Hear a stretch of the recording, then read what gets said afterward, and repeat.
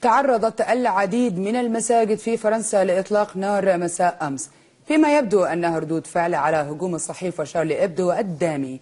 يأتي ذلك في الوقت الذي لقيت شرطية فرنسية مصرعها متأثرة بإصابتها عقب إطلاق النار عليها بإحدى محطات المترو جنوب العاصمة باريس، تبعه انفجار في مطعم بالقرب من مسجد شرقي فرنسا دون وقوع إصابات.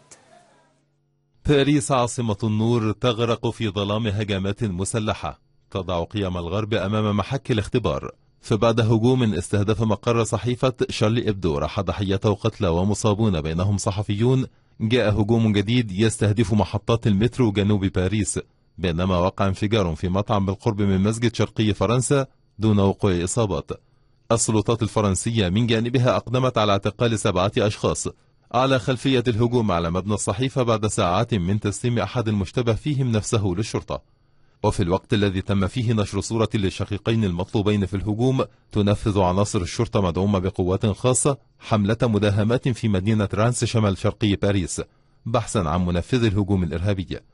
التهديدات جاءت بالتزامن مع إعلان قوات الأمن حالة الطوارئ القصوى في باريس، وشددت الإجراءات الأمنية حول المحال الكبرى ومقر المؤسسات الإعلامية والمواصلات العامة ودور العبادة، وألغت الأنشطة المدرسية الخارجية. الإرهاب واحد مهما اختلفت مبرراته، وإن بقيت المسؤولية عن تفشيه تائهة بين أساطير حوار الحضارات واحترام مقدسات الغير، بينما لا يزال الملايين يدفعون أرواحهم ثمنا لصراع يفرض نفسه فوق اعتبارات هذا الحوار أو تلك المقدسات.